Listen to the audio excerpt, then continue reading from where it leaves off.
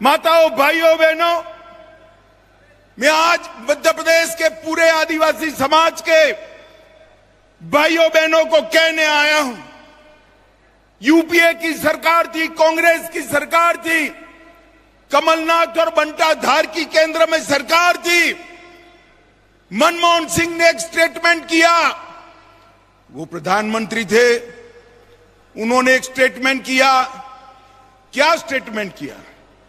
उन्होंने कहा देश की तिजोरी पर सबसे पहला अधिकार अल्पसंख्यकों का है।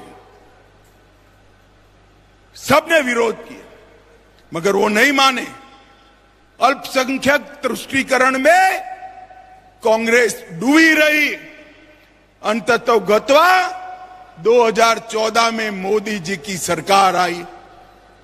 मोदी जी, उनका नेता ये नाते चयन करना था।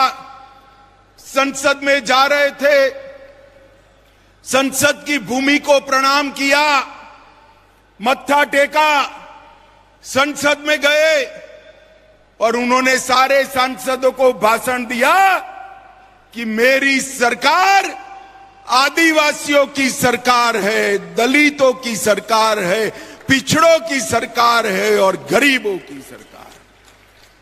तो मेरे भाइयों बहनों, आपको चयन करना है दो विचारधाराओं के बीच में। एक और कांग्रेस पार्टी कहती है देश के खजाने पर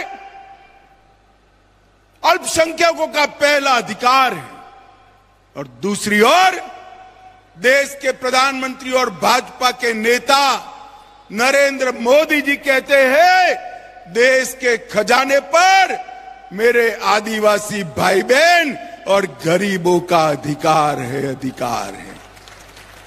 भाइयों और बहनों, और ये कोई नेता के सिर्फ शब्द नहीं थे। 2014 में मोदी जी बोले मैं 23 में आपके सामने आया हूं। ये 9 साल में देश के गरीबों के लिए और आदिवासियों के लिए मोदी जी ने ढेर सारे बदलाव किए।